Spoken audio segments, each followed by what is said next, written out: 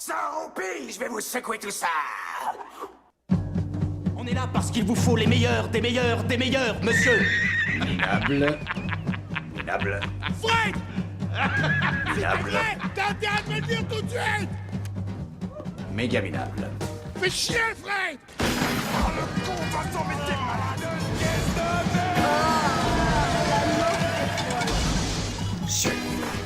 Edgar, on dirait que t'as la peau qui flotte. Vous êtes vraiment une dégueulasse. Dans haut.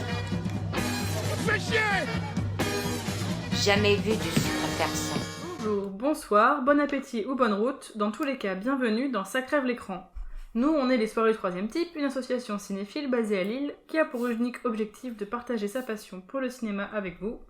Ce qu'on aime, c'est vous retrouver au cinéma l'univers pour visionner et débattre, mais aussi à la guinguette de la paix pour parler techniques d'analyse et manipulation des images. Nous avions annoncé à la suite de notre épisode précédent sur la série WandaVision que nous ferions un épisode dédié à la filmographie de Zack Snyder.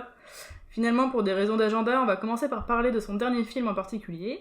Aujourd'hui, on retrouve donc Vincent et JB, avec qui j'ai regardé hier soir le très attendu Justice League The Snyder Cut, version 2.0 du film de 2017, qui était là signé Joss Whedon, qui avait à l'époque été un échec critique et commercial. Vincent, est-ce que tu veux bien nous expliquer rapidement l'historique du projet ? Alors, l'historique du projet, donc le premier film de Joss Whedon est sorti il y a quelques années déjà. J'ai plus la date en tête, mais... 2017, t'en avais vu ? 2017, c'est ça. Alors, sur le tournage de ce premier film, Zack Snyder a quitté le tournage à la base pour une raison personnelle, qui était le suicide de sa fille, donc une histoire assez triste. Okay. Les producteurs ont engagé Joss Whedon, à l'époque encore l'homme qui avait réussi à faire le film Avengers, ce qui était considéré comme quelque chose d'incroyable à l'époque. On peut en discuter après si vous voulez. Sur ce, Joss Whedon reprend la barre, fait le film, et tout se passe pas trop mal jusqu'à la sortie effective du projet. Et là, c'est un peu la débandade, c'est-à-dire que le film est considéré presque unanimement comme mauvais, que la greffe des deux univers, Whedon et Snyder, ne fonctionne pas à l'écran. Whedon étant connu pour un univers plutôt léger, tandis que Snyder étant plutôt dans le sombre, l'épique et le très grandiloquent. Snyder ne revient pas après, Joss Whedon se fait virer aussi de chez Warner. Et dans la foulée, DC, c'est un peu la panade, continue quand même à sortir des films. C'est-à-dire Wonder Woman qui va un peu rattraper le coup au niveau du public. Et Aquaman aussi qui va pas trop mal marcher au niveau du public. Donc jusque-là, on en était là. Puis coup de tonnerre, il y a à peu près 2 ans, un hashtag sur Twitter sort qui s'appelle Release the Snyder Cut. Okay. Où les fans commencent à réclamer la version officielle de Zack Snyder, sachant qu'entre deux, des rumeurs sont sorties, comme quoi Snyder aurait en fait été renvoyé, comme quoi Joss Whedon aurait retourné une bonne partie du film à sa sauce, et en fait la version de Justice League qu'on aurait eue n'aurait jamais été celle qu'on aurait dû voir selon Snyder. Avec tout ça, la hype est montée, et donc du coup les fans ont réclamé encore plus ce film, et Warner a fini par céder et à offrir à Snyder 70 millions de dollars quand même pour retourner sa version comme il l'entendait. Et cette version est donc diffusée sur HBO Max aux États-Unis. Donc on a une version de Justice League qui durait 2h30 à peu près. Pas plus de 2 heures, je crois. Hein. Ou pas plus de 2 heures au cinéma, qui ici dure 4 heures. Donc supposément plus grande, plus belle, plus longue. Et qui respecte la vision de l'auteur. On va en discuter. Merci. Donc ce film, comme tu l'as dit, c'est un cas de figure assez unique parce que 4 ans après, quand une nouvelle version est proposée suite à la demande massive des fans autour du hashtag Release the Snyder Cut, alors cette communauté de fans, elle est très présente en ligne aujourd'hui, elle défend corps et âme leur nouvelle version, entre guillemets pour les adultes, signée par leur gourou Snyder, qui est un peu glorifié comme ça sur les réseaux sociaux. Ah, t'es plus vénère que moi. Ah ouais. En fait, j'ai même pas pensé au terme gourou. Ah bah là, c'est un peu des images que j'ai vues aujourd'hui suite à la sortie du film hier, ça faisait vraiment cette image de gourou. On a tous les trois vu les 2 versions du film, du coup... Enfin, pas à la suite, mais ça fait longtemps qu'on n'a pas vu celle de 2017. On a tous les 3 vu la nouvelle version hier. Du coup, je voulais vous demander un peu votre avis sur la comparaison entre les 2 œuvres. œuvre, avec des guillemets également. Mm. T'en penses quoi, toi, JB? Comparer les deux films, c'est assez intéressant. Moi, personnellement, c'est ce qui m'intéressait, c'est un des seuls trucs qui m'intéressait vraiment dans le visionnage de ce film-là, parce que je t'avoue que j'étais pas particulièrement pressé de voir le film en tant que tel, étant donné le désamour, enfin, c'est pas un désamour en fait, c'est un mépris plutôt qu'on partage à peu près pour ce réalisateur-là.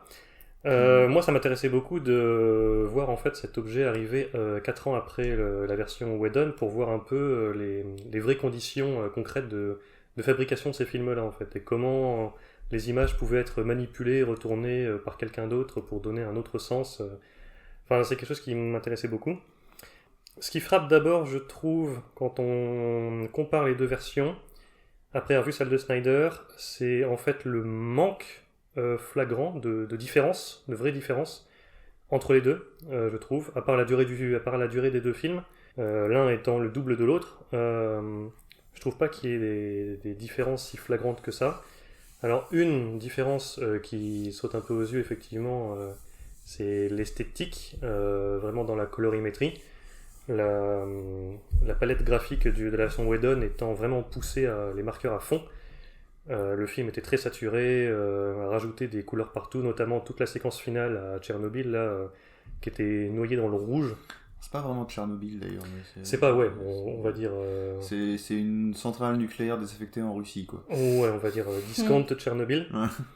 Où là la séquence était complètement rouge, là elle est complètement noire, grise, enfin, comme d'habitude. T'as quand même un truc rouge au-dessus. Il y a un truc rouge au-dessus qui disparaît assez rapidement. Ouais, c'est un peu étrange.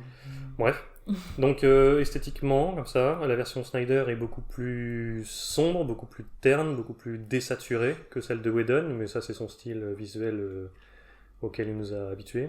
Comme autre différence, si on considère l'aspect scénaristique, force est de constater que si on regarde l'agencement des séquences entre elles, si on regarde le déroulé de l'intrigue, si on peut appeler ça comme ça, c'est pareil, c'est les mêmes moments, c'est les mêmes enjeux à peu près, c'est les mêmes moments clés qui se suivent à peu près dans le même ordre. C'est toujours l'histoire d'un gros extraterrestre qui veut récupérer 3 MacGuffin au pouvoir plus ou moins expliqué pour son maître Darkseid. C'est juste des boîtes, quoi, on peut le dire. C'est juste des boîtes qui sont là pour terraformer la Terre, mais aussi pour faire plein d'autres choses. Pas terraformer du coup, mais... Enfin bref. Ouais, c'est un peu c'est pas clair en fait. Ouais. C'est un peu les boîtes de Chekhov. Ouais. Mais enfin oui, c'est basiquement la même intrigue en fait. Là où beaucoup de fans, j'ai l'impression, quand on essaie de comprendre un peu ce qu'ils espéraient de ce film, s'attendaient à un film radicalement différent, dans le sens où la version de Whedon aurait sacrifié, aurait corrompu le discours de Snyder. Moi j'ai l'impression que c'est vraiment basiquement le même film, c'est juste qu'il y a des gros morceaux de gras qui ont été rajoutés un peu partout. Ça on pourra en Avec un reparler. supplément de sauce. Avec un supplément de sauce, on pourra en reparler. Donc voilà, moi je trouve que ce qui frappe d'abord, c'est effectivement certes quelques petites différences esthétiques, mais au final pas tant que ça je trouve. Mais vraiment une profonde ressemblance d'intrigue. Non, pas vraiment dans le ton. Après, je rebondis un peu là-dessus sur l'intrigue. C'est la même fondamentalement parce que c'est le même film quand même. Enfin, ils n'allaient pas réécrire tout un scénario pour juste pour faire plaisir aux fans. Ça aurait été un peu bizarre. Ça restait... Même de toute façon, le scénario qu'avait repris Whedon était celui que Snyder avait prévu. Ouais. Mais après, oui, dans le fond, les enjeux sont pas changés. C'est juste que, en fait, moi, je me retrouve à cette position gênante à réévaluer presque la version de Whedon. Ouais. C'est-à-dire qu'il y a des scènes qui sont étirées, du coup, qui prenaient moins de 2 minutes dans la version de Whedon, et c'était amplement suffisant. Et amplement justifié qu'elle dure que 2 minutes. Genre, je pense à quand il y a le flashback où il raconte cette espèce de guerre entre les dieux et le grand méchant qui s'appelle Darkseid, du coup, qui arrive de l'espace. Qui est une scène, du coup, qui est déjà dans la version Whedon. Ouais, et c'est juste, dans la version Whedon, je crois que c'est une espèce de tableau, tu sais, animé, tu vois, c'est juste un espèce de plan fixe avec un peu de mouvement, et... Tu confonds pas avec Wonder Woman, le premier, où ils expliquent comment elle a été créée, etc. Ouais, ça c'est dans Wonder Woman. Ah ouais, mais il me semble qu'il n'y avait pas Si, la séquence de flashback où on voit la guerre entre toutes les tribus contre... Il n'y avait pas la même chose dans Justice League? Bah si, enfin, non. Pas en mode tableau Pas figé. en mode tableau comme ça, pas en mode mosaïque. Mais c'était un truc hyper rapide, moi je me souviens. Oui, c'était très rapide. Ah, c'était plus rapide que la version Snyder, Ouais. Comme le reste, mais... Parce que non, là, ça, je crois que tu confonds avec Wonder Woman, ouais. Là, ça dure longtemps, juste pour dire il est venu, il s'est fait péter la gueule, il est reparti quoi. Enfin, Ouais, c'est très très long. c'est assez long, comme la scène avec les Amazones au début, Ouais. qui était, moi je trouve, dans la version Whedon, c'était le début du film, on savait pas trop à quoi s'attendre. C'était une espèce de jeu de chasse, enfin, Une course-poursuite, de ouais. course-poursuite. En fait, il se passait la boîte l'une à l'autre. Il y avait un côté un peu ludique dans la Ouais. séquence. J'avais trouvé ça amusant sur le moment. Tu vois. Et puis surtout, Là, on essaye de trouver des qualités à Whedon là où on peut. Dans la mise en scène, enfin dans le montage, il arrive vraiment à garder la notion de direction en fait. Il y avait vraiment de gauche à droite une dynamique qu'il arrivait bien Du montage, quoi. Un peu de montage. tandis que là, c'est le gros bordel. C'est en fait. explosé, quoi. Ça part dans tous les sens. T'as ce truc. Alors Snyder, c'est un cinéaste un peu grandiloquent, on va dire, pour être poli. Là, c'est carrément la falaise qui se casse la gueule avec le temple avec le méchant dedans, et puis il ressort de l'eau, on sait pas comment. Ouais. Il fait des bonds de 300 mètres. Il a une armure rutilante d'ailleurs au passage. C'est un gros changement effectivement par rapport à son Whedon. Je trouve extrêmement laid.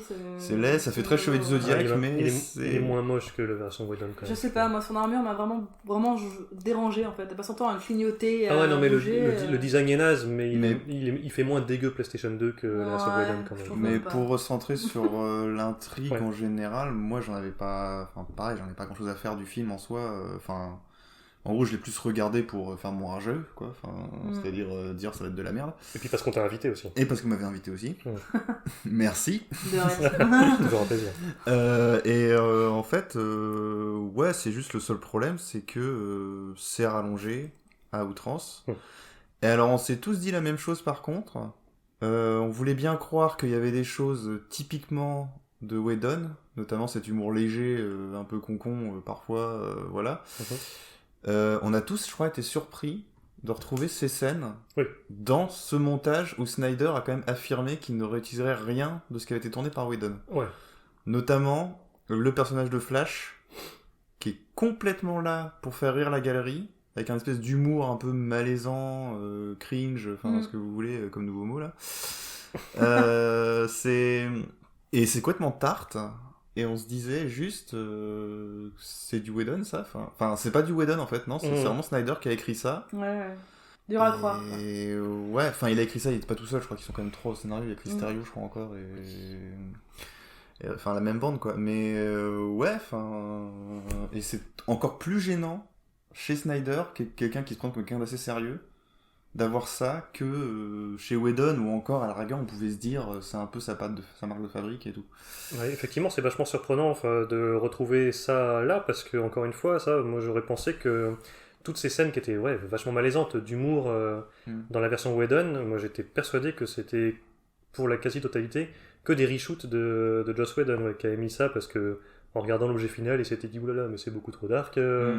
Ils sont où les gags, ils sont où les gens qui tombent sur les meufs Et en fait, non, c'est ce que je disais quand je parlais de l'absence quand même remarquable de différence profonde entre les deux versions, c'est effectivement de retrouver ces scènes-là comme si elles avaient été pensées et tournées par Snyder à la base. Effectivement, c'est vachement surprenant. Et je trouve que ça fait partie des nombreuses choses, ternissent un peu tout l'argumentaire des gros fans hardcore du film, de ceux qui attendaient cette version. Et alors justement, il y a un gag qui est pas là. C'est celui où Aquaman il s'assoit sur le lasso d'Wonder Woman, tu sais, et donc du coup il commence à dire, enfin d'un coup à s'ouvrir au groupe, et en fait après on comprend qu'il s'est assis sur le lasso de Wonder Woman, qui était, moi je trouve, honnêtement, pas un si mauvais gag dans la version de Justice League. C'était mal amené, mal branlé parce que tout le film était bancal. Mais je trouvais que l'idée était pas mauvaise par contre.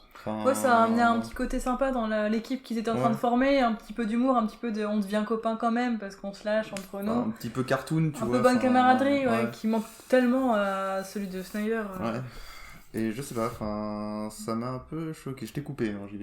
Oui, qu'est-ce que je disais ? Je disais que justement, je trouve que la présence du coup encore de ces scènes-là, donc encore une fois, j'étais persuadé que c'était du Whedon. Je trouve que ça ternit un peu l'argumentaire de tous les fans du film. de Snyder, je veux dire, qui disait de la version de Whedon qu'elle avait vraiment corrompu l'esprit sérieux, adulte de Snyder. Quoi. Ouais, qu'il ait vraiment voulu faire quelque chose de popcorn. Qu'il a voulu faire du Marvel. Ouais, voilà, qu'il a voulu faire du Marvel, qu'il essaie de mettre des blagues partout.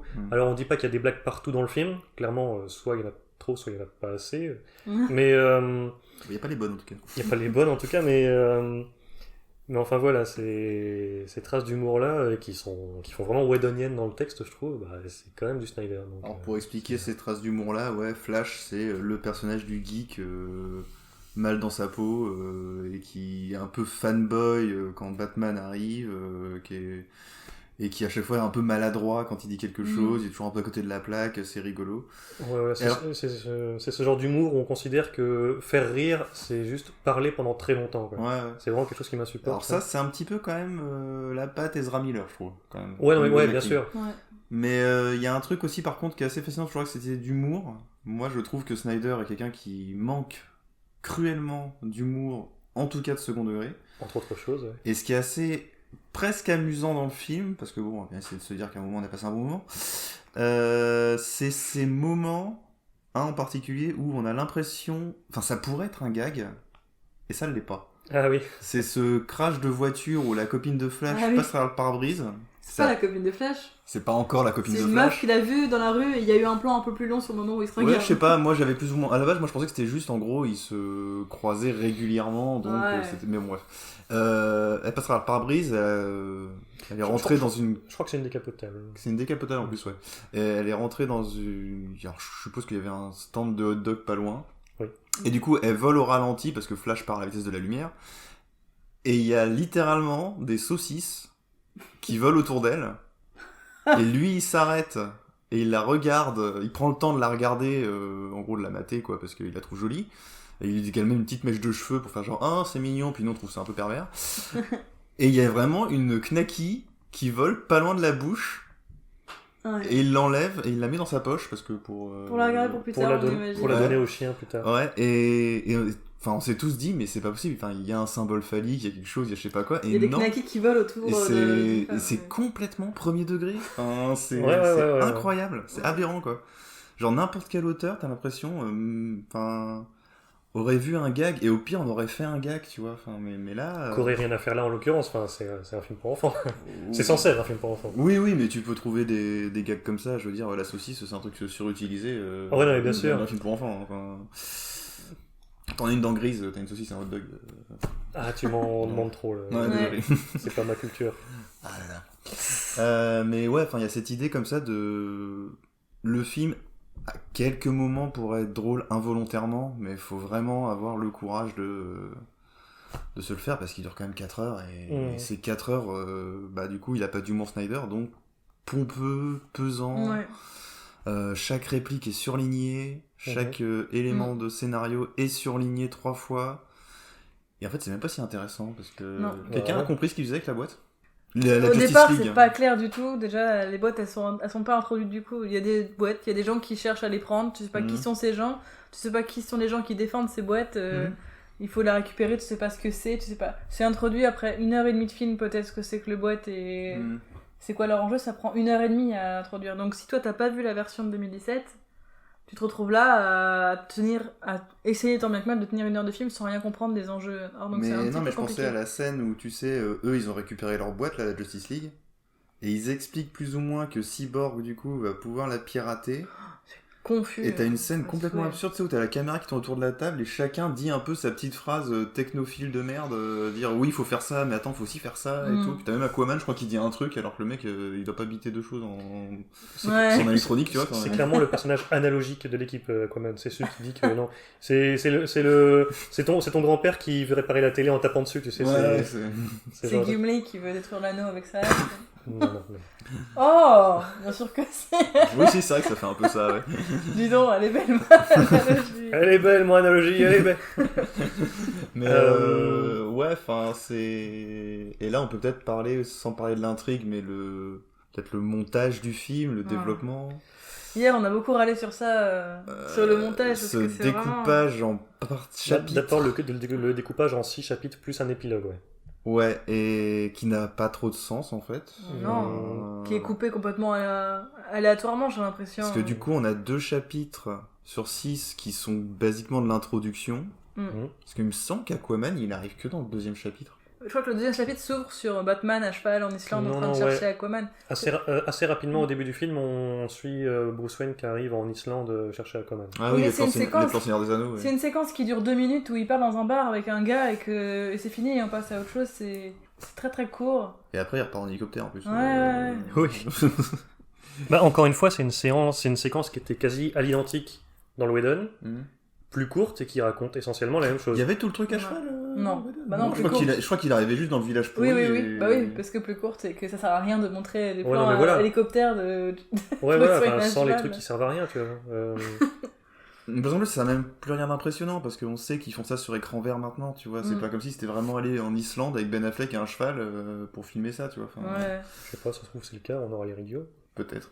Peut-être. J'ai un doute. J'ai un doute aussi. Parce que Ouais, déjà, ils ont rêvé que la scène finale dont on va parler là, avec le Joker était tournée à distance, tu vois. Enfin, Oui. c'est vrai qu'ils étaient pas dans la même pièce, Jared Leto et Ça Leto. se voit carrément. Ça se voit carrément, Quand ouais. on regarde la scène finie. Mais on va en revenir plus tard. Mais du coup, la structure, ouais, c'est le bordel. On peut le dire. Enfin... Bah, c'est un montage qui est très chaotique où t'as un enchaînement. L'enchaînement des séquences a aucune logique. C'est là, il faut qu'on montre un peu Wonder Woman, là, il faut qu'on montre un peu Batman. Là, on a oublié Aquaman, on va mettre un petit set solo. Puis vous, au bout d'un moment, la blague est devenue, parce qu'au bout de 4 heures de film, t'as le temps de faire des running jokes dans ton visionnage du film.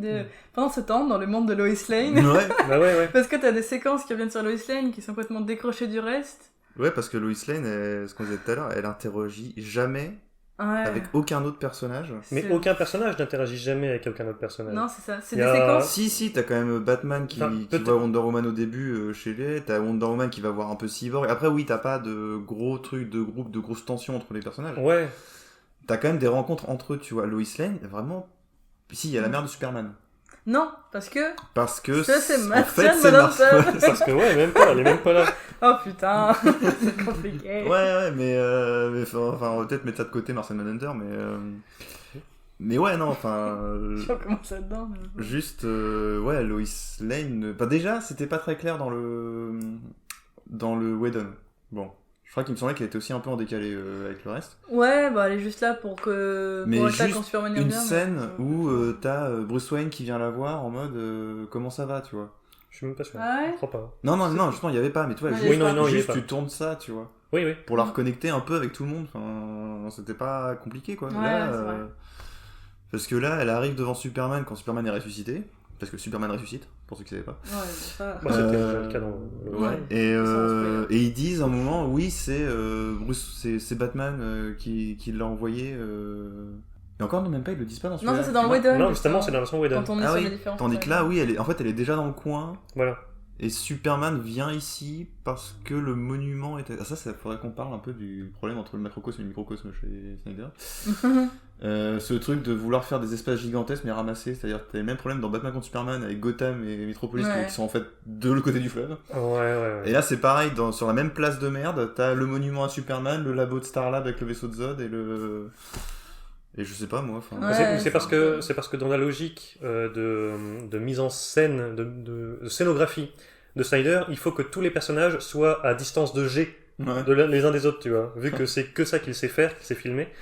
C'est en fait, il faut que il y a qu'un rayon de 500 mètres en fait Parce que dans le genre truc pas clair, par exemple, moi à un moment j'ai même cru que le pseudo de Tchernobyl parce qu'à un moment ils vont faire un truc quand ils ont sauvé les otages. Oui, tu pensais que les otages étaient là-bas aussi. Et je pensais qu'ils étaient là-bas et du coup je me suis dit mais en fait cette centrale nucléaire c'est pareil, c'est sur une île à côté de la ville quoi. Et en fait, Paye ta planète, c'est juste une ville en fait où toutes les mégalopos sont collés en une seule quoi.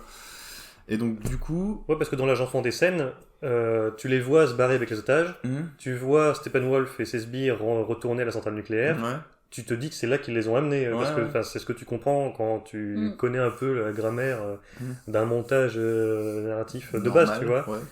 Et en fait, non, pas du tout.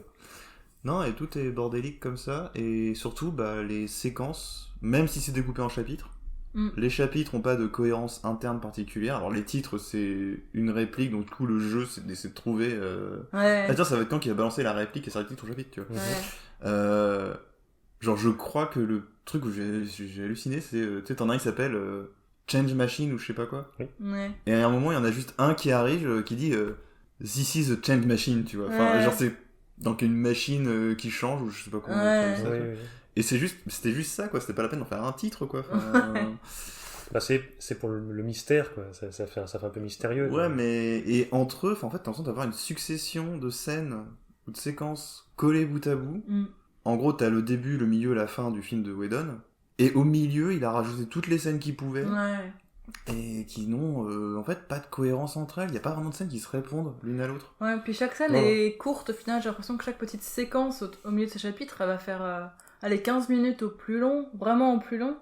Et il faut passer à autre chose tout de suite. Faut qu'on passe ailleurs, un autre personnage, une autre dynamique. Après, 15 minutes, c'est long aussi. Oui, c'est vraiment très long, c'est vrai. Peut-être sur 4 heures. Mais le film fait 4 heures, c'est pour ça. Mais c'est vrai qu'il y a cette idée où tu te poses jamais sur un Ouais. personnage, du coup. Enfin, Oui, tu, c'est ça. Tu prends jamais le On temps enchaîne de... tout le temps. Ouais, tu passes à Cyborg, puis Mm. après Cyborg il fait un truc, et puis après tu passes à Batman, puis après Wonder Woman, Ouais. et puis après... Les deux séquences qui allaient se suivre dans le Whedon sont là, intercoupées de 3-4 sauts pour aller voir quelqu'un d'autre ailleurs. Qu'est-ce qui se Alors passe là, qu'est-ce qui se que passe là. si on peut arriver sur... pour comparer juste avec Avengers, le premier, Mm. qui est pas un film que j'adore particulièrement, mais je lui mets ça quand même... Il allait assez vite, même si, bon, il avait l'avantage que chaque héros avait plus ou moins eu son film avant. Bah, seulement la moitié, en fait. Ouais, mais Seulement la moitié des personnages avaient vraiment été il allait assez installés. vite quand même pour rassembler les personnages, en fait. Enfin, Oui. en tout cas, tu vois, enfin, Mhm. il y a le moment où il se tire un peu la bourre, mais genre c'est au bout de 20 minutes de film, quoi. Ouais. Et après, on avance sur l'intrigue commune. Mm, mm. Là, Ouais. Le truc, c'est que, ouais, en fait, le Snyder Cut, là, c'est un film qui nous fait relativiser le talent de Joss Whedon. Mm. Parce qu'effectivement, tu dis Avengers, c'est un bon exemple de comparer les deux, parce qu'effectivement, ce film-là était quand même censé être le Avengers de Mhm. DC. Effectivement, Avengers de Whedon, comme tu disais, c'est pas un film qui a un chef-d'œuvre particulier. mais après, il est mais- populaire, tu vois. Donc, Mais très rapidement et très facilement, il arrivait à te faire comprendre les liens, les rapports de force qui se passent entre les personnages, en fait. Dès leur première rencontre, des personnages comme Iron Man ou Thor ou Captain America, qui effectivement étaient déjà bien incarnés par leurs films respectifs, dès leur première rencontre, tu comprenais comment ils allaient se positionner les uns aux autres, tu vois. Les rapports d'antagonisme qu'il pouvait y avoir, leurs différences de perspective, d'opinion, c'était installé très facilement et très rapidement. C'est ce qui fait pour moi la réussite du film, même si concrètement, factuellement, c'est un film très télévisuel, mais enfin... Après aussi, c'est peut-être que Whedon, a raison pour le coup, là c'est une qualité, ne prenait pas trop de risques non plus, à creuser trop justement ses antagonismes et tout. Tandis que le problème de Snyder, c'est que, enfin pour moi, il veut aller tout de suite à l'essentiel, on va dire, montrer tout de suite quel enjeu pour tel personnage, tu vois. Genre dès le début, t'as Wonder Woman qui sauve des gamines d'un terroriste, après t'as Batman qui va, enfin c'est toujours de l'épique, c'est toujours grandiloquent. Ouais. Mais t'as jamais d'un moment où tu te dis, mais en fait tu fais quoi dans la vie sinon le matin, tandis que ouais, chez Whedon il y a plus ce côté humain des personnages, tu vois, enfin, genre je sais pas, Thor qui déboule et Iron Man qui se fout de sa gueule en imitant Shakespeare, tu vois. Et puis surtout comme je disais, les rapports entre les personnages sont toujours induits par l'action. Tu vois, ils se fight parce qu'ils sont pas d'accord. Et c'est vraiment des choses que tu comprends, je sais pas comment dire, mais visuellement, quoi. Ouais, visuellement. Alors que là, il y a rien de tout ça. Et tout à l'heure, Eline, tu disais que le film prenait pas assez le temps de se pencher sur le background de chaque personnage malgré les 4 heures. Moi, je suis pas tout à fait d'accord. Je trouve que le film essaye de prendre le temps de passer du temps sur chaque personnage. C'est juste que, comme tu disais Vincent, c'est un instant T à chaque fois. Il n'y a rien d'incarné en fait. C'est Flash, qu'est-ce qu'on sait de lui ? Bah, a priori, il passe sa vie assis sur cette chaise devant la glace de son père à la prison, au parloir. Et c'est ça, tu vois, c'est la seule scène qu'on aura de Flash. Et c'est une scène qui est là 2 fois. Et c'est tout en fait. Il n'y a pas d'avant, il n'y a pas d'après. De Cyborg, où alors, ils avaient un peu monté là-dessus, parce que Cyborg avait été un petit peu charcuté dans le montage de Whedon. Bâclé dans la... Ouais. Et là, ils ont un peu accéléré là-dessus en disant qu'on allait remettre Cyborg au centre du jeu, là. Et ouais, c'est à la fois hyper long, parce qu'en fait, tout est concentré sur presque une seule séquence. Genre son truc où il fait du football, où son père ne se lève pas pour les féliciter parce qu'il est pas là. Enfin, Oui, quand tu sais, on a ce tous pensé pouvoir, ouais. qui va donner plein de sous à une dame random dans la rue. Ouais, puis t'as cette espèce de truc visuel, tu sais, très métaphorique, très randien, du coup, j'avais dit à l'époque. À l'époque, c'était hier. C'est, tu sais, genre le taureau contre l'ours, tu sais, le symbole de Wall Street. Ah, mais C'est oui. lourd, c'est lourd. Mais tu sais, genre. Ouais, la grosse métaphore qui tâche, quoi. Enfin, Voilà, c'est lourdingue. Enfin, c'était devant un espèce d'hôtel de vente, parce qu'il faut comprendre qu'il... Je me souviens même plus ce que c'est comme scène, c'est une hallucination. Mais non, Non, c'est non. quand son père lui explique qu'il a un peu tous les pouvoirs, et donc il est presque omniscient, donc il essaye de, comme n'importe quel mec qui essaie de faire du cyberpunk essaye de faire, Ouais. de matérialiser, tu sais, cette espèce de monde de l'internet. Ouais, c'est une espèce de représentation interconnecté. mentale de comment il utilise ses pouvoirs. Voilà, et donc... Ouais, il faut comprendre qu'il peut contrôler la bourse avec une pensée, qu'il Ouais. peut faire s'écrouler un PIB. Et c'est là Ouais. d'ailleurs, claquement de doigts. c'est n'importe quoi avec Snyder, comment il écrit, parce qu'il passe tout de suite de l'un à l'autre, il va Ouais. tellement aller vite, que là, en gros, j'ai vu sur Twitter, il y en a un qui avait résumé le film sur cette phrase, il fait genre... parce qu'en gros, il y a un accident de voiture où les parents, enfin la mère meurt et lui il risque de mourir, donc le père essaie de le rafistoler. Et en gros, le mec résume par la phrase: j'ai pas été un bon père, je suis pas allé te voir au match de foot, du coup je te donne le pouvoir de flinguer la bourse, tu vois. Enfin, Ouais, c'est ça. enfin, genre, je t'aime, donc voilà, boum, je fais de toi un super trader. Enfin, c'est Ouais. trop C'est bizarre, quoi. C'est- Et genre, tu te dis, mais les deux vont pas ensemble, quoi. Enfin, parce que du coup, t'as l'impression que c'est le père qui lui donne sciemment ces pouvoirs-là. Alors que Ouais. moi, je trouve ça plus clair dans la version de Whedon que la transformation en cyborg, en fait, Était- dépassait tout le monde. tu était vois. accidentel. Ouais, et que ça... Non, mais ça le dépassait même le père, en fait. Enfin, Mm. qu'il avait créé un truc trop fort. Ouais. qu'il maîtrisait pas. Il y a un truc un peu bizarre où le père a réparé Cyborg, enfin a créé Cyborg à partir de la Motherbox que le père avait récupérée. Mhm. Ça, c'est pas clair du tout, je trouve non plus, de comment la Motherbox est impliquée dans Cyborg, et du coup, lui, il a un lien particulier avec les Motherbox parce que il est un bout de Motherbox. Enfin, c'est hyper confus, je trouve. Du coup, En t'as fait, l'impression non, que- il a utilisé l'énergie pour... Mais c'est vrai que c'est pas très clair non plus. Bah dans le- non. Il a juste branché un câble HDMI entre la Bah, c'est Motherbox l'impression que et ça donne. Cyborg, tu vois. c'est- Ouais. Et du coup, la Motherbox a donné à Cyborg le pouvoir de contrôler Wall Street. Enfin, c'est trop bizarre. C'est vraiment très très chelou. C'est des machines à changer. Les... Ah oui, pardon. Non, mais c'est juste que c'est Ah un... oui, bah c'est non, mais beaucoup en plus fait, clair c'est... maintenant. c'est juste que c'est un super ordinateur, quoi, mais... Ouais. Mais ouais, enfin, c'est... En fait, c'est juste que t'as pas de... C'est-à-dire qu'on essaie de te mettre un truc un peu humain, tu vois, genre la relation entre le père et le fils qui est un peu brouillée, quoi. Ouais. Et direct, faut qu'on aille à le truc gigantesque... Enfin, Ouais. à un moment, tu te dis, mais calme-toi, pose-toi, enfin... Ouais, c'est clair. Enfin, tous les personnages, quand ils Prends le temps parlent... d'être avec eux. Je veux dire, même Loïs, quand elle parle à la mère La mère de... Martian Manhunter. Oui, Martha Martian Manhunter. Martha Manhunter, je sais pas si on peut dire. Ouais. Un truc comme ça. Bref, tu sais, il parle du deuil de, en gros, bah, son copain est mort, tu vois, enfin et tout. Et Ouais. t'as l'impression que même ce dialogue doit virer à un espèce de truc un peu métaphorique. Hmm. C'est trop bizarre, enfin... Ah ouais, elle peut pas juste être triste pour Oui. être triste, tu vois. Voilà, c'est et parce- forcément. et pas parce que on a Superman- perdu un symbole, Ouais. ma vie n'est plus entière. Et pas parce que Superman est mort, juste parce que c'était ton amoureux, quoi. Ouais. Il faut savoir que le film possède un format 4/3, c'est-à-dire une image un peu plus carrée, comme les vieux formats télévisuels. On a également une colorimétrie qui est très retouchée, avec des forts contrastes et très désaturés, donc ça c'est un style à la Snyder qu'on lui connaît déjà. Et du coup ça va en grande opposition avec la version de 2017, surtout qu'on sait qu'à l'époque c'est Snyder qui avait choisi de tourner en 16/9, le film qui est devenu le film de 2017. Donc là il fait plutôt le choix de changer finalement le format, sûrement pour se démarquer avec la version de 2017. Enfin bref, du coup il y a tout cette intellectualisation, on va dire, de la mise en scène qui est fait chez Le Snyder. mot est fort. Ouais. Il est lancé. La volonté enfin, comme si le fait de faire en 4/3, ça veut dire regardez, je suis un auteur, j'ai un style. Ouais, je dirais plutôt auteuriste que intellectuel. Donc c'était pour savoir un peu ce que vous aviez pensé du visuel du film, là, de la forme qu'il a choisi de lui donner.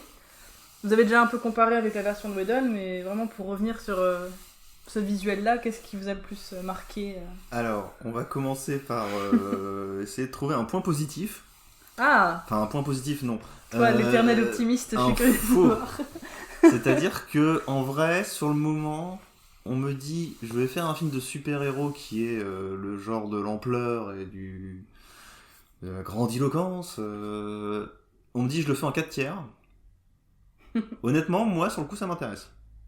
Ok. Je me dis, c'est couillu, vas-y, montre-moi ce que tu vas faire. Parce que du coup, le 4/3, c'est pas que réduit, c'est du coup, t'es plus axé sur la verticalité, tu vois. Ouais. Alors tu te dis, c'est Superman, comme ça, qui vole, des trucs comme ça pourrait donner un truc intéressant. Sauf que, comme tu l'as dit, le film était prévu en 16:9. Et ça se Donc sent. en fait, c'est de l'image rognée, ouais. Enfin, tu l'as dit toi-même hier quand on regardait le film, t'as certains plans, on sent que c'est plus pensé. En tout cas, ça marche mieux en 4/3. Ouais. Et d'autres, on sent que c'est coupé, quoi. Enfin, tu sens clairement ceux qu'il a pensé plus tard pour le 4/3 et ceux qui ont déjà été tournés avant qui l'étaient pas. Ouais, c'est assez bizarre. Mais du coup, à la base, bon, cette idée de 4/3, moi j'ai trouvé ça quand les premières bandes annonces sont sorties où ils l'ont finalement mis en 4/3. Bon, je me suis dit, bon, bah ça y est, ouais, il essaye de se démarquer, il essaye de montrer en gros, qu'il a une vision. Et d'ailleurs, sur HBO Max, j'ai vu des capteurs d'écran, il y avait marqué au début, pour prévenir le spectateur américain qui n'est pas habitué, parce que tous les écrans sont saisonnés, Pauvre petit spectateur américain. que le film était en 4/3 pour respecter la vision créative de son réalisateur, de Snyder. Ouais, entre ça et WandaVision, ils en bouffent du 4/3 en ce moment. Ouais, mais tu vois, c'est genre en mode, tout est fait pour surligner que c'est bien la version d'un auteur. Ouais. Et quel auteur, on va dire. Et quel auteur JB, tu veux rebondir sur quelque chose? Moi, le format 4/3, je le rejette pas. Je le comprends pas pour autant, parce que, comme tu dis, effectivement, c'est vraiment quelque chose de délibéré. Donc, ouais, est-ce que ça va au-delà de juste la pause? Est-ce que ça va au-delà de juste regardez, rien que par le format, mon film n'est pas le même que celui de Whedon. En vrai, il aurait pu faire le film en noir et blanc, ça aurait été pareil, tu vois, ça aurait été une posture. D'ailleurs, je crois qu'il a prévu une version en noir et blanc. Ouais, tout le monde fait ça. Ouais, non, c'est grand truc. Donc, ouais, est-ce que ça va au-delà de la posture? Je pense pas, parce que clairement, est-ce qu'il fait quelque chose avec le 4/3? Bah, pas du tout. Comme il fait pas grand-chose de cinématographique, de toute façon, ni en général, ni dans ce film-là. Bah, là, t'es un peu vache. Bah, je sais pas, c'est vrai. Non, mais ça dépend qu'est-ce que t'entends par cinématographique. Ouais, non, mais enfin, je sais pas, qu'est-ce qui fait cinéma dans ce film, tu vois? Bah, moi, je dirais, par exemple, effectivement, t'as des gestes ontologiquement cinématographiques, pour faire mon intellectuel deleuzien. Faut que tu définisses ontologiquement. Non, c'est juste que, voilà, t'as des choses que tu peux faire qu'au cinéma, enfin, en tout cas, pendant un temps, ça reste encore dans l'idéal, ça. Genre le ralenti, tu vois, à l'extrême. Alors, c'est hyper chiant parce que du coup il fait ça tout le temps. Ah, c'est tout le temps, même les scènes qui sont pas d'action, c'est tout le temps. Après, ce que je trouve très drôle, c'est que t'as des scènes au niveau visuel, justement, il est tellement barré dans son idée de faire un truc visuel cool, ou en tout cas impressionnant. Ça donne des absurdités, genre ce match de football américain sous la neige, quoi. Ouais. Genre personne ne joue sous la neige. Enfin, Oui. Et ça donne des trucs, c'est tellement grandiloquent que tu te dis ça va partir plus loin, qu'en fait rien. Genre quand au moment le plan il est bizarre, mais t'as un type qui saute vers Cyborg, enfin qui fait du football américain parce qu'il est encore jeune. Lui il saute vers lui en fait pour lui sauter au-dessus. Mais moi j'ai vraiment cru qu'il allait lui foutre son pied dans la gueule, tu vois. Enfin... Et d'ailleurs on joue pas au football américain comme ça, il me semble. Enfin, je suis pas expert, mais il me semble que c'est le genre de sport où dès qu'il se touche, contrairement au rugby, tout le monde s'arrête sur place. C'est un sport qui est pensé pour des coupures pub toutes les 5 minutes. Alors que là, c'est en mode, un peu comme tu vois dans les séries télé, tu me diras, ça je peux pas lui en vouloir, mais le mec il boule 3 personnes qui tombent toutes au ralenti évidemment. Et oui, avec la durée du ralenti, on a le temps de se dire tout ça avant que le plan soit terminé. Ouais, c'est carrément. Oui, il y a ça aussi, c'est que du coup il tend le bâton pour se faire battre parce que elle a le temps de se dire tiens, mais du coup c'est marrant parce qu'il y a ce détail là alors que ça n'a rien à foutre là quoi. Ouais, c'est clair. Le ralenti, le seul truc, mais ça c'était déjà dans la version Whedon en fait. Le seul truc intéressant du ralenti, c'est quand t'as le combat contre Superman. Oui. Avec Flash qui lui passe à côté et tu vois Superman qui tourne la tête. En fait, t'as le temps de te dire il va tourner la tête, il va pas tourner la tête, on sait pas, et il le fait. Et là, ça marche, tu vois. Et ouais, Flash est surpris d'avoir quelqu'un qui peut capter sa vitesse. Là, on est dans ce rapport de force intéressant. Ça, c'est intéressant. Mais c'est le seul truc, sur 4 heures de film, c'est le seul truc où le ralenti se justifie, quoi. Ouais. Et c'est un peu bizarre, quoi. C'est très bizarre. Et il y a aussi quelque chose qu'on discute depuis hier soir, je pense que c'est un peu ce qui nous a bien marqué, c'est ce que dit Vincent, qui est vachement intéressant, c'est qu'au final, c'est un film qui va parler d'un mec qui va très vite et un mec qui tape très fort, et puis un mec qui a des lasers avec les yeux, qui se battent contre un gros méchant qui veut venir pour sauver la tête. Enfin bref, c'est vraiment pensé et adapté pour quelque chose qui est vraiment enfantin, qui est pensé comme quelque chose de divertissant pour les enfants, pour les plus jeunes. Alors loin de moi l'envie de dénigrer les comics parce que je suis très fan de... Puis sinon je lui vais te péter la gueule. Non. Puis je suis très fan de Superman, de Batman. Je sais où elle se positionne là-dessus. Mais ouais, je sais. Enfin, c'est des personnages que je trouve passionnants quand tu les quand tu les écris bien. Mais là, ça reste vraiment très bas de plafond. Ah, greu, je suis gros méchant. Ah, greu, je suis très gentil. Et pourquoi pourquoi prendre un visuel aussi complexe, aussi intellectuel pour quelque chose d'aussi basique? Moi j'ai noté dans mes notes, c'est des gens qui crient tout le temps. Intellectuel, le mot est fort. Ouais.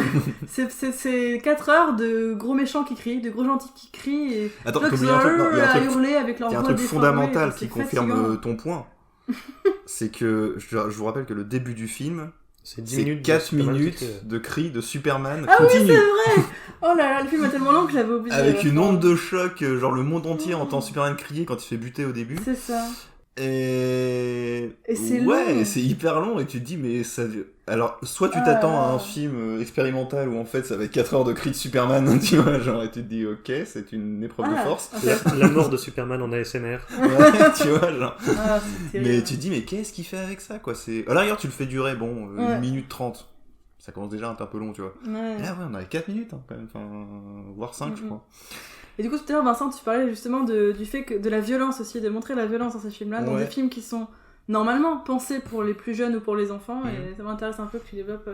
Bah, ce que je disais, c'est ce rapport avec une violence, on va dire, gratuite. Alors, c'est pas le plus flagrant dans ce film-là non plus. Mm. C'est-à-dire que c'était encore plus choquant dans Batman contre Superman, Ouais. où Batman arrivait et butait 30 criminels comme ça, parce qu'à un moment, en gros, on est censé comprendre que Batman avait 50 ans passés et ça faisait chier, et plus de s'emmerder avec son code moral. Bon, là, quand on a quand même un virage à 180 degrés, Batman redevient plus ou moins gentil, Ouais. ne veut plus tuer des gens, Mm.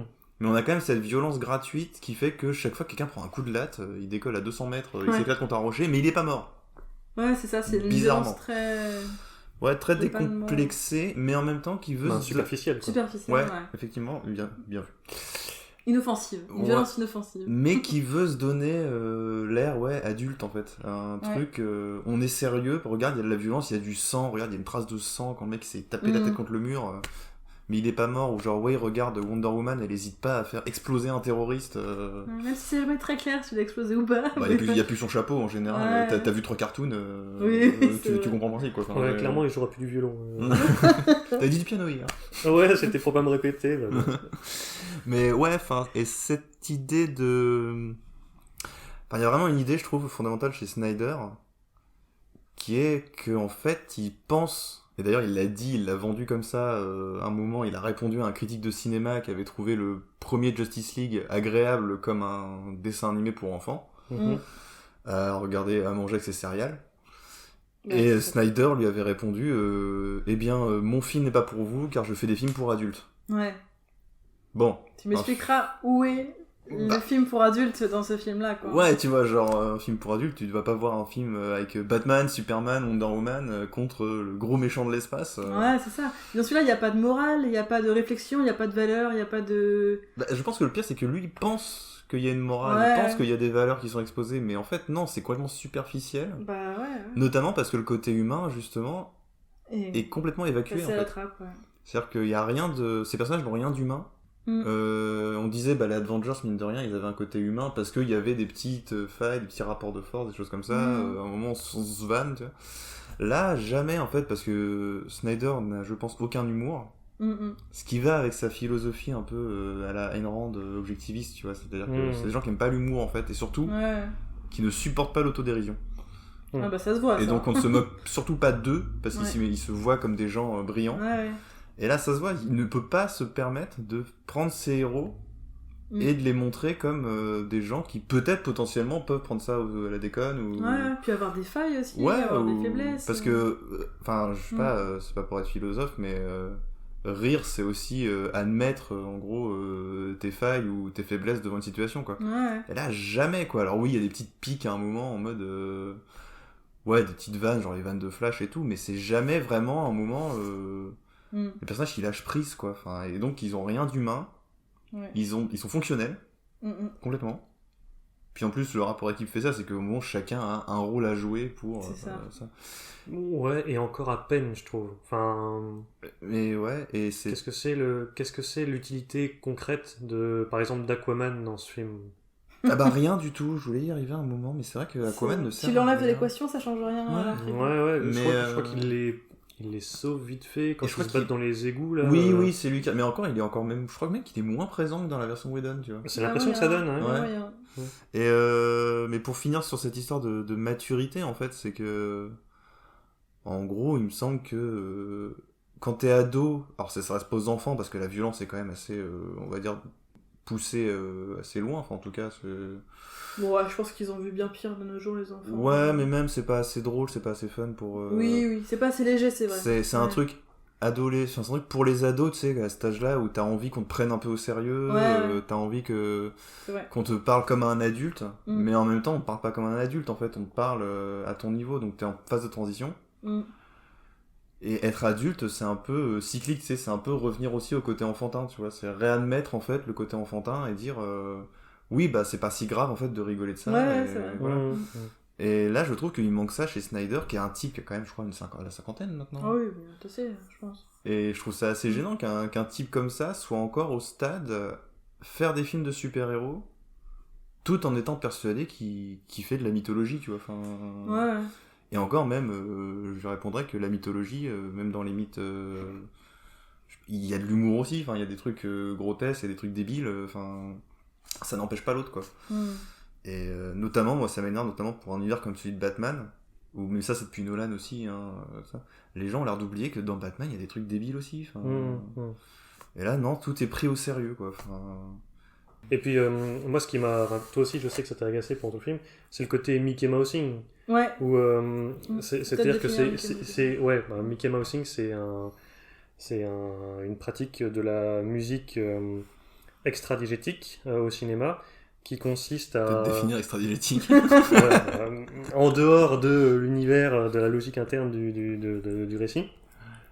En gros, que la source du son n'est pas visible à l'image. Voilà. Qui consiste à plaquer un thème en particulier sur un élément en particulier, ou alors comment dire, à mettre... Alors normalement c'est plutôt vraiment sur une action, l'intrication vraiment de l'action et du son. Ouais, voilà. C'est-à-dire, c'est par exemple, je sais pas, dans Tom et Jerry, quand il marche sur les doigts de pied et t'as Voilà, des c'est petits ouais. tu vois. Alors, c'est ce truc-là. C'est plus ça que mettre une musique sur un personnage. Oui. On est tout dans le leitmotiv. Ouais. À la rigueur. Ouais. Mais ça peut marcher aussi. Enfin, le terme plus exact serait peut-être leitmotiv, effectivement. Ouais. Et c'est vraiment l'utilisation la plus bateau, b.a.-ba possible de ça, dans le sens où à chaque fois qu'un personnage apparaît à l'écran, instantanément, il faut qu'il y ait son thème qui retentisse. Quelle que soit la logique de montage musical que ça fasse. Bah alors, ce qui est marrant, c'est que le seul qui vrille les tympans, c'est celui de Wonder Woman. Le nouveau, du coup, thème de Wonder Woman. Bah, il est double, justement, parce qu'il y a quand même le thème Et on entend qu'une fois à la le guitare. thème à la guitare. On entend que à la banque. Mais après, il y a ce truc de lamentation. Ouais. Pareil, il y a du score trop intelligent, tu sais, lamentation type cœur antique, tu vois, Ouais. insupportable. Il y a déjà des mèmes qui apparaissent sur les réseaux sociaux sur ça, sur le thème de Wonder Woman, qui revient beaucoup trop souvent. Et les... Bah ouais, non, mais c'est par ouf. contre, j'ai pas noté de thème particulier pour Flash ou Batman. Non, mais il y en a pas. D'accord. Il y a même pas de thème en général, j'ai envie de dire, à part Wonder Woman. Ouais. Après, c'est... Quand on parle de l'habillage global du film musical, c'est Junkie XL, c'est du bateau, quoi. C'est-à-dire que ça fait ta en Ouais, boucle, et encore, moi je me demandais c'était quand, c'était quoi cette hype autour de Junkie XL Bah, c'est comme on disait, c'était juste après Fury Road. Mais et pourquoi? tout, Parce que pas même moi, longtemps. Fury Road, j'ai vu le film, bon j'ai bien aimé le film, mais la musique m'a pas transcendé, tu vois. Enfin, elle Bah, marchait bien dans le film. Elle participe de l'organicité, je trouve, du film. Oui, mais elle marche bien dans le film, tu vois. C'est ce qu'on demande aussi à une musique de film, tu vois. Ouais. Enfin, mais là, pour le coup, c'est pas le cas du tout, je trouve. Enfin, elle est vraiment complètement secondaire. Bah, en même temps, le film marche pas, donc du Le coup. film marche pas, c'est vrai. Puis il y a non seulement de la musique lyrique, mais il y a aussi beaucoup de chansons, des tout petits bouts de chansons Ouais, bah qui ça, sont c'est mis vrai. comme ça à droite à gauche. Qui Ouais, rendent il y ça, a le cœur des Finlandaises, là. Ouais. Islandaises, pardon. Genre, c'est trop bizarre, ça dure super longtemps. Il y a ça, puis il y a aussi des chansons avec du texte en anglais régulièrement posé à l'image qui te fait sortir du truc. Oh, Qui mais ça, nous c'est le amène style, à ce studio dont de tu rentrer. veux parler, l'effet clip, je suppose. L'effet, oui. Bon, C'est le style clipesque de Snyder, enfin, Ouais, c'est bah, quelque moi, chose ça de m'a commun à vraiment tous ces dérangé, films. hein. Mais ça c'est va vrai que sortir le c'est vrai que truc, c'est quand même sacrément grossier dans ce film-là. Ah ouais, j'ai trouvé. D'autant que Ça y a moins ça sa m'avait place. gêné en voyant Watchmen, mais Watchmen a quand même un côté un peu organique dans son... Un côté plus carte postale, tu vois. Ouais. Le carte postale d'une certaine époque. Mais là, vu on revient à ce qu'on disait sur l'enchaînement de séquences qu'on n'ont rien à voir. Du coup, t'as vraiment effectivement d'avoir un espèce de bout de clip. Ouais, plein de petits bouts de clips qui se suivent. Genre, mais alors, des fois en plus ça peut être complètement grotesque, genre Aquaman quand il est bourré sur sa falaise et t'as une vague géante et il est avec sa bouteille en mode je suis trop un punk. Enfin, au ralenti, bien sûr. Ouais, c'est n'importe quoi. J'ai ou... des problèmes. Ou quand t'as Loïs qui sort avec ses 2 cafés, puis t'as une chanson complètement tarte dont j'ai oublié. Ouais, c'est tout le temps. Mais dont les paroles correspondent à peu près littéralement à sa situation, quoi. Enfin, les paroles, je crois que si on les traduit en français, c'est, je me souviens plus précisément, mais c'est genre. C'est tu es parti. Je suis seul, je suis triste, tu es parti, ouais, je sais plus. Genre. Oh. Bref. Donc ouais, c'est vraiment le truc le plus bateau, puéril, Puis même conventionnel possible. Au-delà de la musique, moi, ce qui m'a vraiment dérangé, mais peut-être qu'il faudrait que je revoie ces autres films, même si j'ai pas forcément envie. Non, tu ne veux pas revoir ces autres films. Ce qui m'a dérangé au-delà de la musique, c'est l'accentuation sonore de tout. Enfin, de tous les... Tu veux dire les Batman Grunt et les... Ouais, non mais c'est vrai, hein, tous les petits bruits sont accentués à mort. Tu vas déplacer un objet, ça fait du bruit. Cyborg, dès qu'il passe, il y a le de petits bruits métalliques, des petits bruits un peu informatiques. Mais ça c'est trop marrant parce que comme tu le racontes, ça me gêne comme beaucoup. ça, ça fait gag de cartoon, tu sais. Ouais, tu mais... Tu te dis, un mec qui fait une parodie quelqu'un qui tout. fait une parodie de ce film-là, il pousserait ça à fond, tu vois. Ouais, enfin, genre ouais, les c'est As vrai. qui feraient une parodie de ça, ils mettraient ça à fond, Ouais, tu vois. ouais, Genre, c'est vrai. Oui, c'est vrai, glom. Mais dès que le mec il prend un café, mais au final, Snyder il le pousse déjà à fond, tu vois. Mais, oui, sans en faire quelque chose de ridicule, de grotesque. Il pense que c'est comme ça. Bah si, justement, c'est grotesque parce que c'est de délibérément grotesque, quoi. Ouais, c'est ridicule par exagération parce qu'il pense que c'est sérieux en fait. Voilà. Ouais. Genre, effectivement, mais ça Moi, revient ça aussi gêne. au coup quand je disais ils prennent un coup de latte, ils décollent à 3 mètres tout le monde. Et pareil, t'as aussi un gros bruit crack, des craquements d'os. Les bruits de baston du coup sont assez insupportables. Enfin... Et c'est vrai que c'est un film assez bruyant. Bah ouais, c'est vraiment la remarque que je me suis faite, c'est que Genre, t'as pas... Pourquoi accentuer chaque son comme ça aussi fort, c'est... Limite t'as l'impression de voir le bruiteur dans son truc en train de faire chaque son. Ouais, je sais pas, quelque chose que... C'est pas une remarque que je m'étais faite sur d'autres films avant. C'est rare que je fasse vraiment attention au son si... Bah je me souviens que c'était des films, parce que moi je sais que... Bon, c'était plus niveau musical, mais Sucker Punch, quand je l'avais vu au Cinoche, j'avais trouvé ça, en plus d'être dégueulasse comme film, j'ai trouvé ça abrutissant aussi, tu vois. Ouais. Oui. Et Man of Steel aussi, du coup, Man of Steel, moi j'étais abruti en sortant de la séance. J'imagine que c'est pareil du coup pour ces autres films, à vérifier. Et puis en même temps, je pense que je mets ça aussi sur ça, enfin tu sais, l'énervement qu'on a eu en sortant de Batman contre Superman, c'est que c'était un film aussi complètement bruyant. Ouais, c'est vrai. Horrible quoi. Mais ça après... C'est pas que de la faute de Snyder, on va dire, ça fait un moment quand même que les blockbusters sont... Bah, le dernier gros exemple en date, c'est Tenet. Nolan, mais même... je sais plus quel film on avait vu, mais même les Marvel, des fois... Quoi que Marvel met un peu la pédale plus douce quand même, je trouve. Là, je me suis vraiment fait cette réflexion-là devant Marvel. Ouais, mais je sais plus quel film j'avais vu, mais ça gueulait comme ça. Enfin, après, ça peut être aussi le réglage, on se dit toujours c'est le réglage de la salle de Cinoche, mais... Ouais. Mais ouais. Je sais pas, dans celui-là, il y a quoi? Est-ce que vous arrivez à retrouver dans votre mémoire une scène qui soit silencieuse ou à peu près calme, où il n'y a pas de bruit, quoi? Bah, il y a les scènes peut-être avec Loïs et Martin Manhunter, je crois qu'il n'y a pas beaucoup de musique. Mais... Ouais, peut-être. Ou alors quand ils sont dans les champs, et je suis sûr que t'as encore un peu de bruit, de bruit. Si, t'as quand même le bruit du vent, tu sais. Ouais, il y a moyen. Il y a de la musique à ce moment-là. Puis ouais, il y a des chansons, quoi. Enfin, c'est cette volonté de constamment remplir l'espace sonore, comme si c'était gênant de laisser un peu de silence. Mais je pense que de toute façon, Snyder, c'est un type qui a peur du vide, fondamentalement, tu vois. Enfin, ça, tout clair. Est rempli, tout dégueule, tout est... c'est vrai. Et donc, y compris la masse sonore, quoi. Enfin, moi, ça m'a vraiment dérangé, en tout cas. Et ouais, non, c'est toujours par l'excès, mais ça finit par devenir indigeste. D'autant plus que là, le film dure 4 heures. Ouais. Ça fait plein de fois qu'on le dit, mais c'est toujours pour le rappeler. C'est long, mais c'est vraiment long. Hein. Ouais, c'est vraiment long, mais surtout que t'en as rien à foutre. Enfin, je vais revenir sur justement cette différence majeure quand même avec le film de Whedon. C'est sur le final. Ouais. Le climax du film où, dans le film de Whedon, il avait ajouté cette histoire d'une espèce de famille russe pas loin qui en gros pouvait subir la destruction autour et fallait plus ou moins sauver cette famille. Ouais. En gros, qui représentait plus ou moins l'humanité à sauver, quoi. Même si déjà dans le film de Whedon, ça sentait que les deux scènes n'étaient pas connectées parce que voilà. Mais là, il a enlevé ça du coup. Donc clairement, c'est du Whedon. Il a viré ça et il y a... Enfin, du coup, il n'y a plus d'enjeu, parce que comme tu disais tout à l'heure, c'est juste des super-héros contre des super-méchants, qui se battent dans un espace vide. Et en fait, tu t'en fous, quoi. Enfin, ils peuvent bien en crever. Même Batman, je l'aime bien. Il aurait pu crever. On n'est pas impliqué du tout. Oui, c'est que des pantins en CGI contre des pantins en CGI, quoi. C'est vraiment pour un film qui est censé revenir sur ce qu'a fait Whedon et tout. Bah en fait, c'est basiquement la même fin que Age of Ultron, quoi. Ouais, c'est un peu pareil, ouais. Mais du coup, c'est pas la fin. Parce qu'il y a un épilogue. Ouais. Et l'épilogue, il est assez symptomatique du reste du film. Ouais, c'est vrai. qu'il est presque lié en 3 parties, parce qu'il y a presque 3 fins. Enfin, ouais, il est très confus cet épilogue. T'as l'espèce d'épilogue où tu montres chaque personnage qui fait son truc, genre Aquaman qui reprend son trident ou je sais pas quoi, et qui dit c'est bon, je vais aller faire Aquaman avec James Wan. Ouais, c'est ça. Il y a Flash, du coup, qui fait je sais plus quoi, il retrouve sa copine. Qui chope un stage de 3ème dans la police scientifique. Ah oui, qui montre à son père qu'il a trouvé un boulot. Et c'est un peu gênant, genre, parce que le père il fait les copains, mon fils a trouvé un boulot, alors que le mec t'es en tôle. Et puis c'est précisément ce qu'il lui avait dit de pas faire dans la scène où ils s'étaient rencontrés, enfin ils s'étaient revus avant. Puis tu vois Superman qui réemménage sa maman parce que Batman lui a racheté sa maison ou je sais pas quoi. Il a racheté la banque. Et toi, ça c'est pareil, c'est un gag à la Whedon. Ouais, c'est vrai que ça, cette scène, je pensais que c'était un reshoot aussi. Ouais.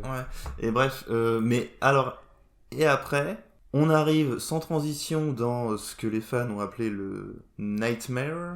Avec Knight comme chevalier. Ouais. Ah ouais? Ouais, c'est vrai. Qui était une scène Batman post-apocalyptique qu'on avait déjà eu un bout dans Batman contre Superman. Ouais. Un rêve de Bruce Wayne. On retrouve le Batman post-apocalyptique accompagné pour une raison X ou Y de Mera, la copine d'Aquaman, donc Amber Heard. Donc du coup, Snyder n'est pas Team Johnny Depp, justement. Donc Mera, Deathstroke, ouais. qui a été présenté juste avant comme un méchant parce qu'il était avec Lex Luthor en train de faire un truc. Ouais. Lex Luthor l'a engagé pour tuer Batman. Et donc là, il est là avec lui. Il y a qui d'autre? Il y a Cyborg qui est encore là. Il y a Flash. Il y a des gens, on sait pas trop qui c'est aussi. Il y a Cyborg. Il y a des mecs avec des capuches, tu sais pas vraiment qui est avec eux. Il y a Flash et Cyborg. C'est Flash et Cyborg. Ouais. Et du coup. Et on est censé comprendre que c'est un monde post-apocalyptique où le méchant, du coup, aurait gagné. Et il y aurait une espèce de Para-Justice League, en gros, composé de gentils et de méchants. C'est le scénario du jeu Injustice, en fait. Ouais, c'est ça.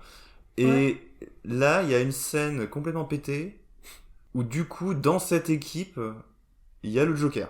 Ouais. Le Joker de Jared Leto. Le fameux. Joué donc par Jared Leto dans Suicide Squad. Et il y a un dialogue qui n'a aucun sens entre les deux personnages, où en gros, le Joker dit « Tu me tueras jamais, de toute façon, parce que je suis ton meilleur ami », tu sais, enfin, le truc Joker. Oui, on se complète, tu as besoin de moi. Comme et Batman lui dit « De toute façon, si je te tuerai un jour et je te ferai souffrir, parce que quand ta copine, elle est morte, alors Harley Quinn est morte dans cet univers, elle est morte lentement, en plus il est sadique, il dit « Elle est morte lentement, en souffrant, ou je sais pas quoi, je lui ai promis que je te tuerai lentement », enfin bref, ok. Et le dialogue n'a aucun sens, parce que tu comprends pas pourquoi ils disent ça maintenant. Ouais, c'est trop bizarre de finir sur ça. Ils sont ensemble depuis, pour des raisons X ou Y, que la vie les a rapprochés, toi. Si ils sont ensemble depuis ce moment-là, pourquoi c'est maintenant qu'ils se font ce dialogue complètement explosé? Et donc le Joker a peur ou je sais pas quoi, et après il y a Superman qui arrive en mode méchant. Et en fait c'était un rêve. Encore. On voit Bruce Wayne qui se réveille en mode c'est un rêve. Oui. Vrai. Et après, sur le palier, il y a Martin Manhunter. Putain, mais cet épilogue, il est complètement déconnecté de tous les 4 heures de film que tu viens de voir. Mais en plus, c'est sans transition que t'arrives dans ce truc. Et moi, je me suis dit, mais est-ce qu'il va avoir les couilles de dire... Je dis qu'il y a quand même eu un univers parallèle qui s'est créé parce que Flash a fait une connerie avant avec le voyage temporel. Ça pourrait s'expliquer tellement vite, en fait, tellement facilement. Au lieu de nous refaire le coup du non, mais en fait je déconne, c'était encore un rêve, c'était pour faire plaisir les fans. Parce que les fans du coup sont fans de cette séquence maintenant, ils veulent leur film consacré à cet univers. C'est fou ça. Et non, mais en fait il y a rien dans cet univers, c'est complètement vide quoi.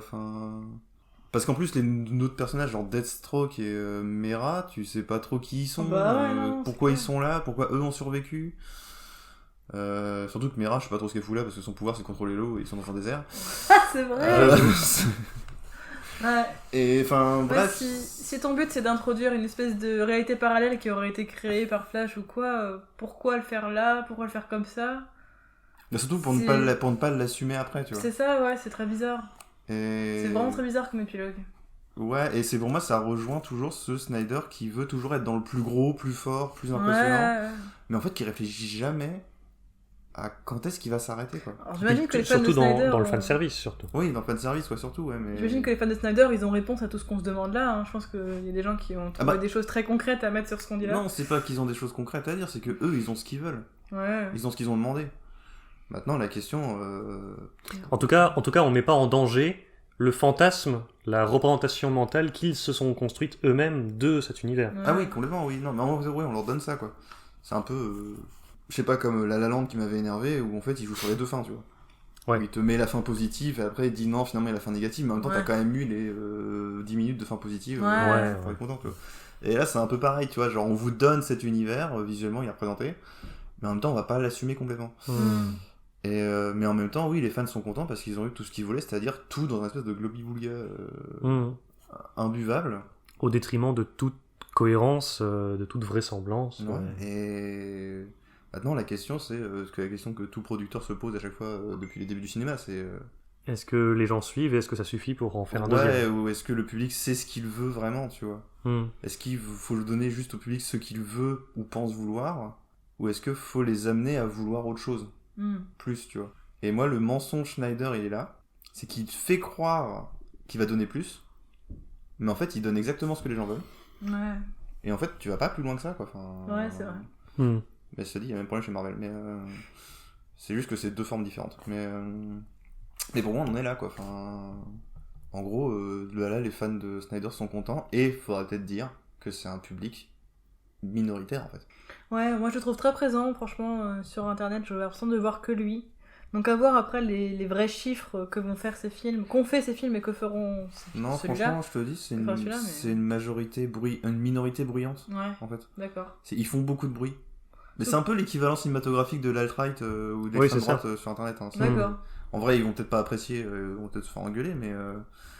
Pas forcément dans ce qu'ils pensent, mais dans la manière en fait de remuer le truc. Tu vois. Enfin, ouais, voilà, c'est pas une comparaison qualitative, mais dans les procédés, dans les démarches de communication, c'est le même principe. Ouais, c'est justement le release de Snyder Cut pour Book Club, c'était ça, quoi. C'était on fait monter la sauce, on met la pression, et machin truc. Et ça a marché, mais on voit pourquoi ça a marché en fait. Et puis on mise à fond surtout sur antagoniser une entreprise. Qui à la limite fait ce qu'elle peut pour sauver les meubles, tu vois. Mais vraiment pour les rentrer comme le grand méchant, alors que c'est l'artiste avec un grand A qui a les clés du truc. Mais c'est là il y a un problème avec la vision de l'artiste aussi, parce que moi on me parle d'artiste ou d'auteur en cinéma, je pense pas à Zack Snyder, tu vois. Mais pour eux, oui, si c'est un auteur, alors qu'en fait, qu'est-ce qu'il a fait à part adapter des trucs ? Sucker Punch. Oui, merci. Merci, mais non merci. C'était son film d'auteur, Sucker Punch. Et on a vu ce que ça a donné, mais... Pour conclure un peu, moi je dirais que si vous n'êtes pas un gros fan invétéré de Zack Snyder, et que vous n'avez pas vécu la sortie de la version Joss Whedon de 2017 comme une trahison dans votre chair, c'est peut-être pas la peine de se donner du mal, quoi. C'est peut-être pas la peine de passer par 4 heures de fête à la saucisse, quoi. Moi j'ajouterais que je pensais que regarder ça avec des bières et des copains, ça ferait mieux passer la pilule, qu'on s'amuserait au moins un peu. On s'est amusé, je dirais peut-être la première heure et demie. Oh, les 15 premières minutes. Ouais, et puis après c'est devenu douloureux. C'était marrant pendant 15 minutes. Après c'était le déni, c'était douloureux, et à la fin moi j'étais vraiment énervée, j'étais vraiment remontée en fait d'avoir passé 4 heures à faire ça. Oui. Ouais, mais j'aime pas perdre mon temps. T'es moins habitué habitué aussi. Moi j'étais plus saoulé, quoi. Est-ce que vous avez quand même une note d'espoir pour terminer, ou est-ce qu'on part sur le malheur que nous a laissé le film hier soir, couché, énervé? Moi, Snyder, j'ai plus d'espoir depuis un moment. Oui, pas forcément lui, mais... Sur l'univers DC en général, bof. Il y a le film Batman avec Robert Pattinson qui va sortir. Ouais, voilà, l'espoir, enfin la limite, l'absence de... On va dire la limite de l'inquiétude, c'est plutôt ça. C'est que après les flops des films plus collectifs comme Batman et Superman et Justice League, version 2017... a priori, DC Warner semble être plus parti vers des films un peu plus solo, avec une patte un peu plus individuelle à chaque fois. Pour donner Wonder Woman 84. Bah ouais, non mais voilà, Wonder Woman, Aquaman, Shazam, Joker, qui sont des films on leur prête les qualités ou les défauts qu'on veut, mais enfin, qui ont leur propre univers, tu vois, qui ont leur propre logique. Donc, a priori, abandonner un petit peu la formule Snyder, en tout cas la mettre un peu de côté. Ça me semble pas être une idée foncièrement mauvaise. Après, il faut voir ce qu'on propose moi, je l'ai dit depuis le début. à côté. Donc voilà, moi c'est à peu près ça. L'espoir que ce film, que ce Snyder Cut m'évoque, c'est qu'a priori, même si le film marche bien, ça paraît très peu probable qu'il fasse le projet de suite qu'il voulait faire à la base. Donc Ouais. Moi, j'attends le moment où le film de super-héros va connaître, on va dire, son nouvel Hollywood, entre guillemets. C'est-à-dire ce moment vrai, j'y pensais tout à l'heure. où le genre commercial, comme par exemple l'a été le western, va être renversé un moment par peut-être un autre pays, j'en sais rien, tu vois. Va se réinventer, quoi. Dans des films un petit peu plus intéressants, du coup, qui vont pas hésiter à briser les codes pour faire autre chose.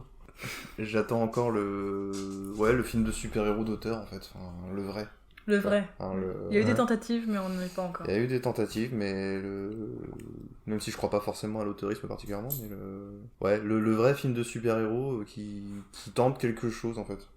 Qui renouvelle, en tout cas. Qui renouvelle en tout cas la question, quoi. quand est-ce que Vincent n'a pas d'écailles fera 2 milliards au box-office? Ouais, je sais pas. Mais pas forcément comme ça, tu vois, mais enfin, je sais pas, mais genre, par exemple, tu regardes un Sergio Leone, ça changerait tout visuellement, tu vois. Ouais.